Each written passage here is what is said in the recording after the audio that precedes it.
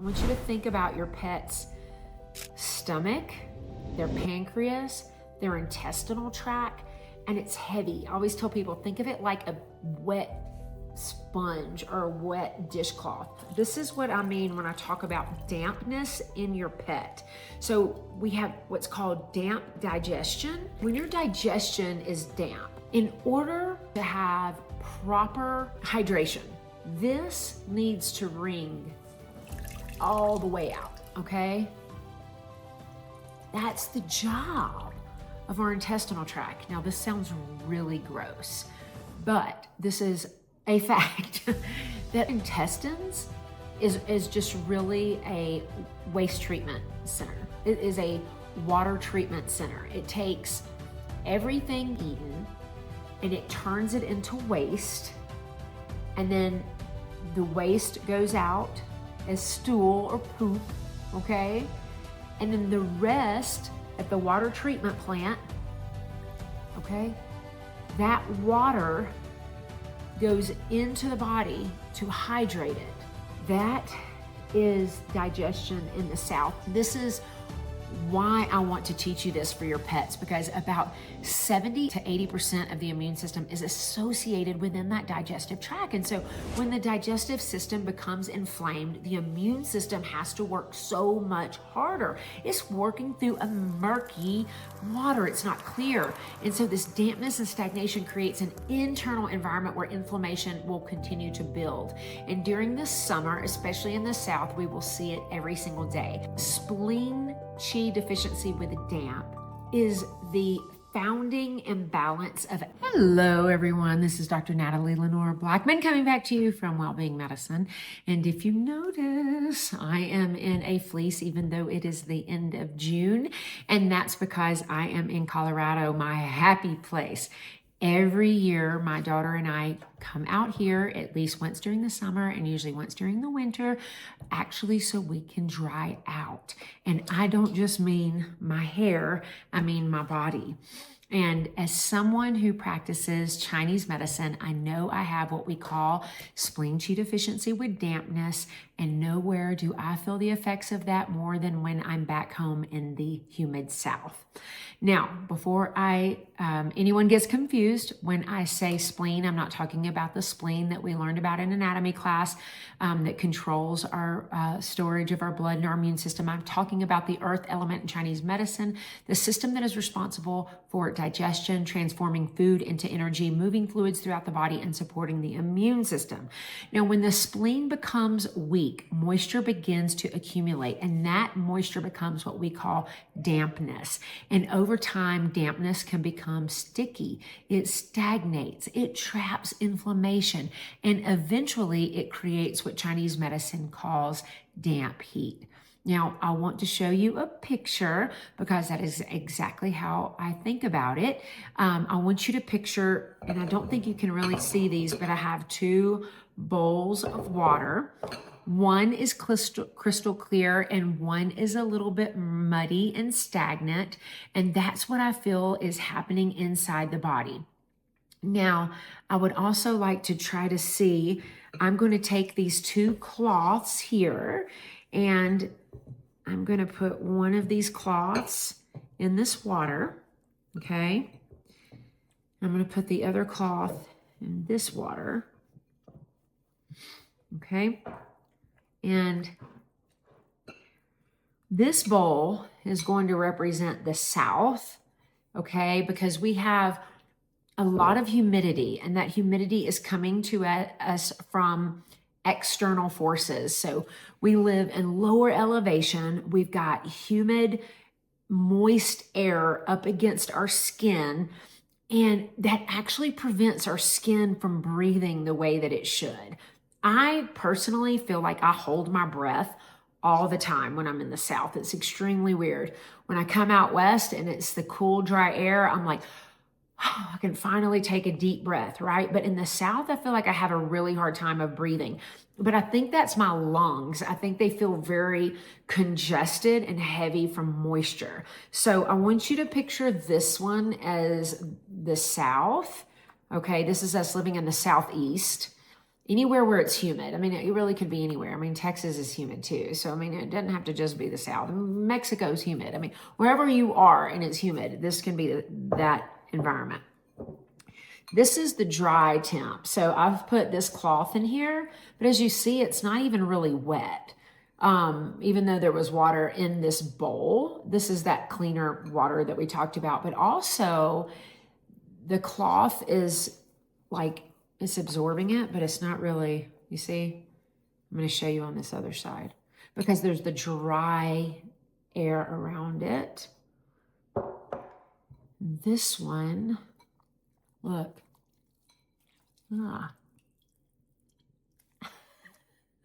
that's how I feel when I'm in the South. I don't know if you feel like that, but this is also, I'm of course, as a veterinarian, I'm teaching this for pets, right? So, but I want you to know, I teach from my life experiences. I teach from revelation. I'm not just teaching out of a book. I'm not reciting something that I've learned. I'm not teaching you something I was taught in school.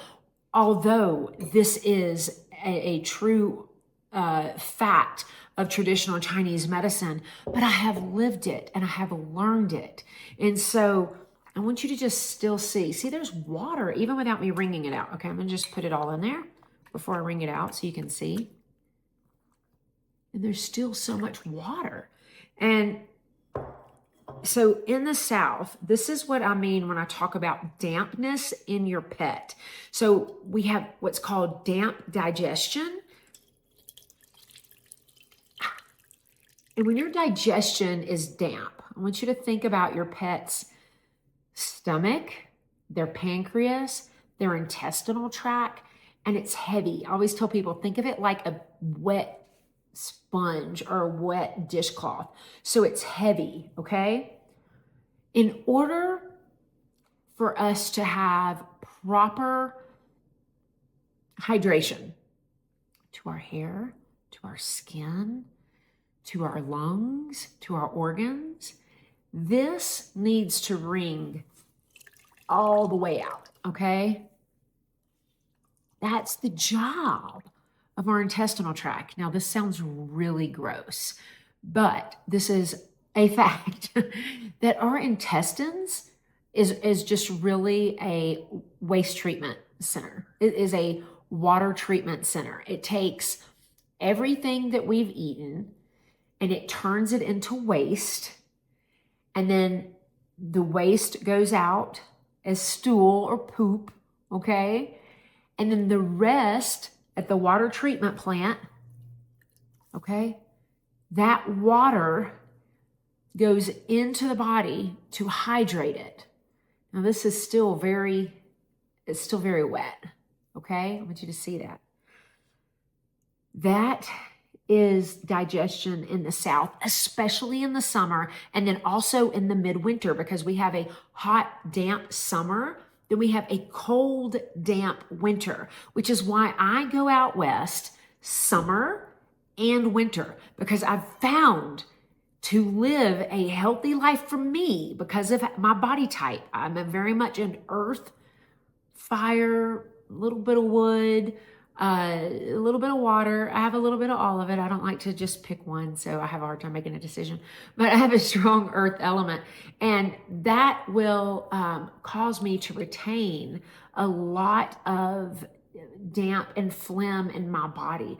And so I have learned for my health that I need to go out to high elevation, a dry environment, and literally dry out.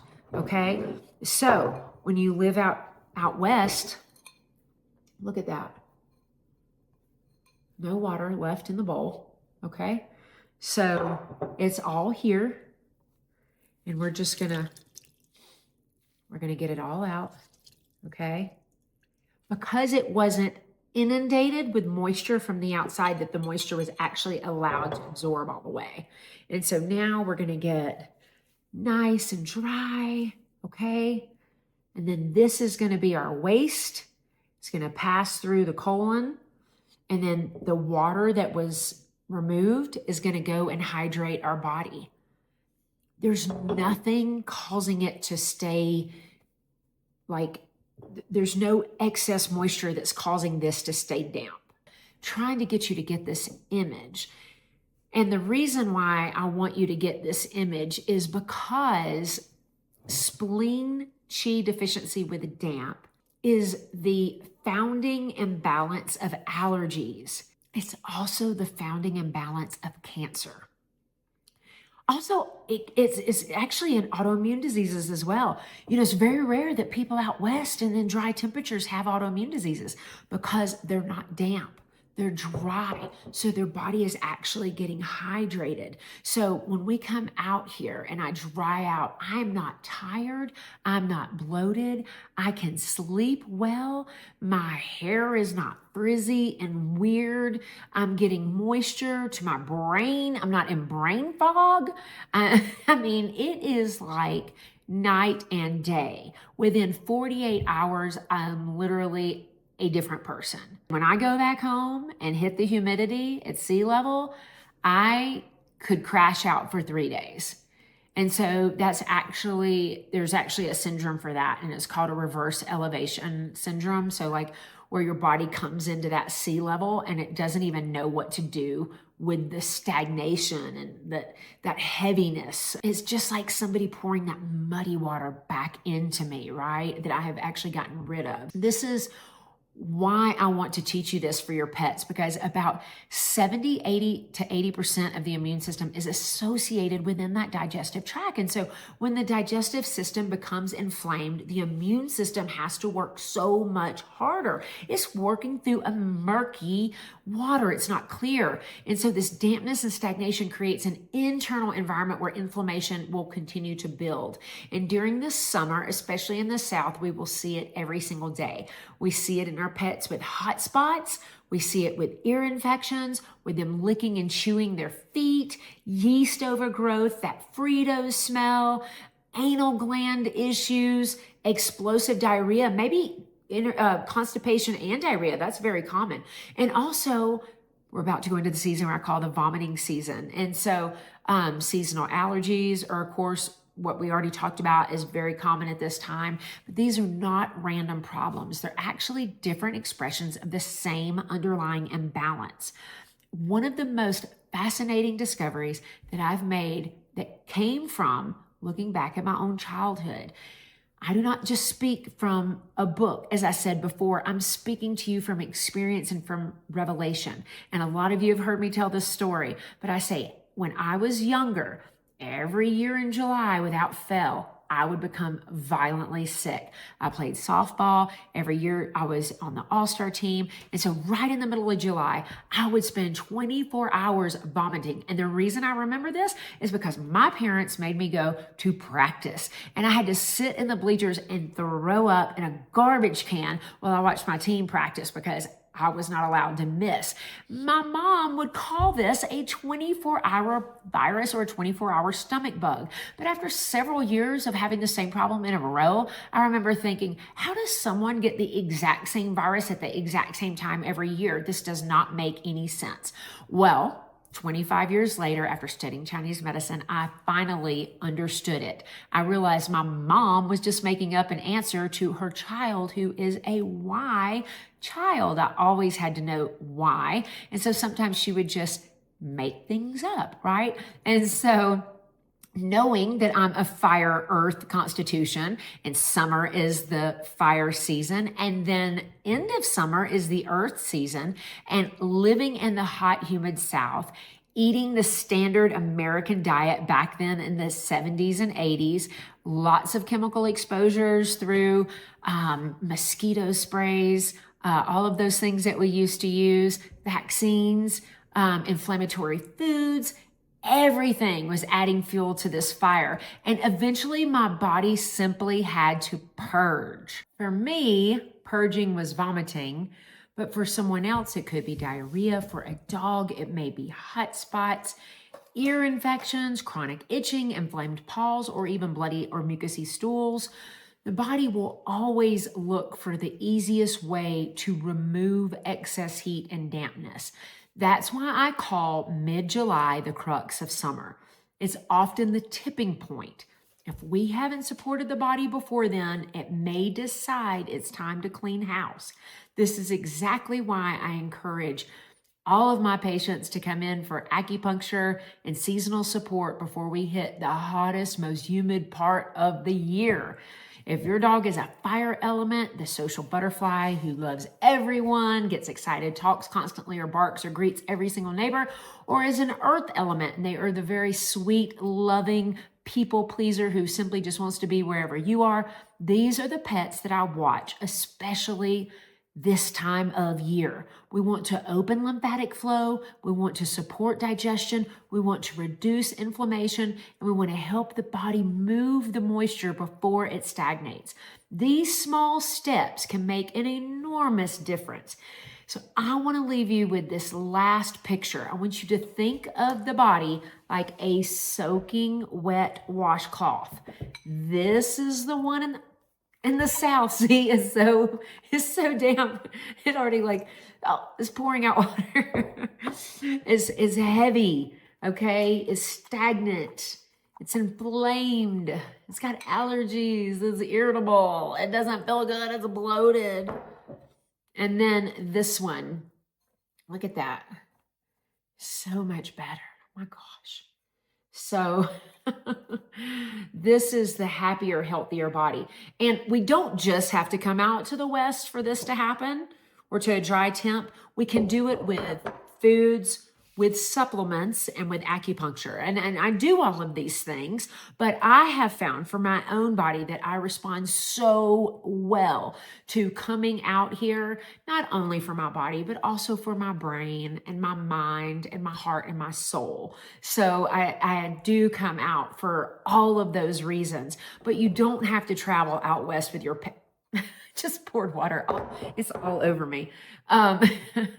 You don't have to come out West for your pet to dry out. There are other ways that we can do it. And so that's why you hear me harping all the time on the middle of summer, the middle of July. We're getting close to the middle of July. We got to make sure we see your pet. We got to make sure we get them in here. We got to make sure that their diet is right. They're not on bone broth, no bone broth during the summer. That is a winter time only. That will make them definitely soggy because it's a heavy food with a lot of sodium. It's meant to create this in the kidney in the winter time, but not in the summertime and in the intestinal tract. Okay. So there are different elements of our organs during each time of the year. And so, bone broth is a no-no. You really don't want to be doing heavy stews in the summertime. Doing those pup loaves, if you cook, is much better than doing stews in the summer. Also doing our cooling to neutral proteins, not doing hot foods, but if you have a really damp pet, sometimes you can add in a little bit of lamb and it can help you dry some of this out here. But we also use herbs to dry this out. We have a ton of Chinese herbs that are very specific for drying out damp, which is why my life changed forever. It was because of herbs. Like they really dried my spleen chi out and I was able to function normally. And so herbs, acupuncture, and diet are the ways that we can address this if we're unable to take a trip out here. You can't see the mountains anymore behind me, but I hope it brought some clarity to when I talk about spleen chi deficiency, because I'm actually putting together my cancer e-course. Is going to be really big. As you know, I like to talk a lot. I like to teach a lot, but it's going to have a ton of information. But one of the most important things I talk about is spleen chi deficiency, because you cannot have cancer without spleen chi deficiency. You can't have allergies without spleen chi deficiency. And as we talked about earlier, you can't have autoimmune disease without spleen chi deficiency. So that's why I like for people to understand what that is. It is a pattern. It's not a disease. It is an imbalance that we want to correct. Okay, I hope you have a great night, and I look forward to talking to you soon.